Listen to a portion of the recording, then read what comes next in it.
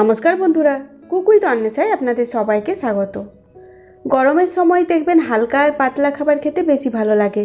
আজ তৈরি করে নেব স্বাস্থ্যকর পুষ্টিকর একটা মাছের ঝোল, তাতে গরমের সবজিও থাকবে। তো চলুন দেখে নেওয়া যাক আজকের রেসিপি। মাছের ঝোলটা তৈরি করার জন্য এখানে আমি 3টে বাটা মাছ নিয়েছি, আর সাথে নিয়ে নিয়েছি কিছু গরমের সবজি, যেমন পটল, ঝিঙে, বেগুন, একটা বড় আলু, কয়েকটা কচি সজনে ডাঁটা, আর নিয়ে নিয়েছি বেশ 1 মুঠো মতো বড়ি। এই উপকরণ দিয়ে আজ মাছের ঝোলটা তৈরি করব। সবজিগুলো আগে ধুয়ে লম্বা লম্বা করে কেটে নিচ্ছি, আর ধুয়ে সবজি কাটবেন, এতে সবজির পুষ্টিগুণ বজায় থাকবে। মাছগুলোর গায়ে পরিমাণ মতো নুন, হলুদ আর লঙ্কার গুঁড়ো মাখিয়ে নেব।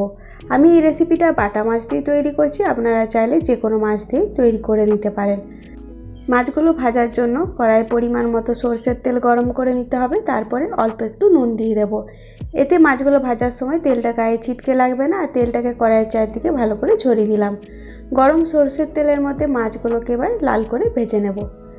আমি মাছ সবসময় একটু লাল করেই ভাজি, আপনারা আপনাদের পছন্দ মতো মাছগুলোকে ভেজে নেবেন।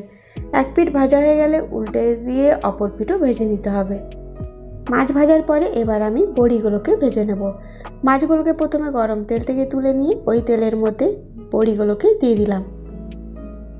বড়িগুলো কিছুক্ষণের মধ্যে লাল হয়ে যাবে, আর বড়িগুলোকে লাল করে ভেজে নিয়ে গরম তেল থেকে তুলে নিতে হবে।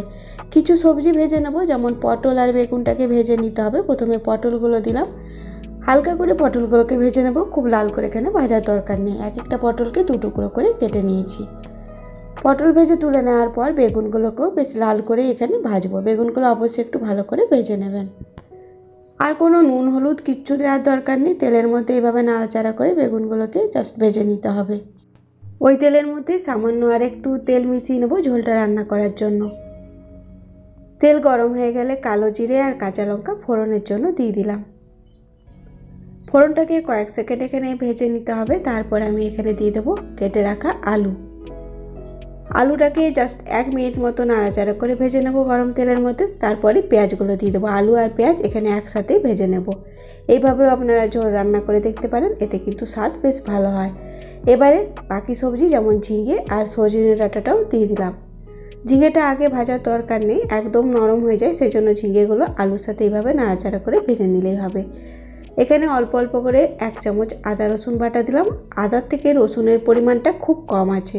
আদা রসুনের কাঁচা গন্ধ চলে যাওয়া পর্যন্ত কষিয়ে নেব। তারপর একে একে গুঁড়ো মশলা যেমন নুন, হলুদ, জিরে গুঁড়ো প্রায় 1.5 চামচ মতো, আর ধনে গুঁড়ো 1 চামচ দিলাম। সাথে কাশ্মীরি লাল লঙ্কার গুঁড়ো 1/2 চামচ, অল্প একটু চিনি, সামান্য পরিমাণে জল দিয়ে মশলাটাকে ভালো করে কষিয়ে নেব। খুব বেশি মশলা এই রেসিপিতে দেওয়ার দরকার নেই, গরমে একটু হালকা রান্না খেতেই ভালো লাগে, সেই জন্য কম মশলা দিয়ে ঝোলটা তৈরি করে নিতে পারেন। পরিমাণ মতো জল দিয়ে সব সবজিগুলোকে ভালো করে সেদ্ধ করে নিতে হবে। ঢাকা দিয়ে মিডিয়াম ফ্লেমে এখানে ঝোলটাকে ফুটতে দেবো এবং সবজিগুলোকে সেদ্ধ করে নেব। সবজি যখন সেদ্ধ হয়ে যাবে তখন ভেজে রাখা বাকি সবজি এবং ভেজে রাখা মাছটাও ঝোলের মধ্যে মেশাতে হবে। ঝোলটা যতটা আপনারা খেতে পছন্দ করেন ততটা এখানে ঝোল রাখবেন। বেগুন আর পটলটা আগে থেকে ভালো করে ভাজা আছে, সেই জন্য এগুলো শেষের মুহূর্তে মাছের সাথে মেশালেই হবে। এর সাথে দিয়ে দিলাম একটা টমেটো, একটু বড় বড় টুকরো করে আমি কেটে নিয়েছিলাম। সাথে এখানে 1/2 চামচ মতো মাছের ঝোল মশলা দিলাম। এই রেসিপিতে আর গরম মশলা ব্যবহার করব না, গরমের সময় গরম মশলাটা একটু কম খেলেই ভালো। সাথে ধনেপাতা কুচি দিয়ে সব উপকরণ দিয়ে এখানে 2 মিনিট মতো মিডিয়াম ফ্লেমে রান্না করে নেব। 2 মিনিট পর ঢাকা খুললেই দেখতে পাবেন সমস্ত সবজি এবং মাছ খুব সুন্দরভাবে এখানে সেদ্ধ হয়ে গেছে, আর ঝোলটাও তৈরি হয়ে গেছে। গ্যাস বন্ধ করার আগের মুহূর্তে এখানে ভেজে রাখা বড়িগুলো দেবো। তারপর গ্যাসটা বন্ধ করে 10 মিনিটের জন্য স্ট্যান্ডিং টাইমে রেখে দেবো।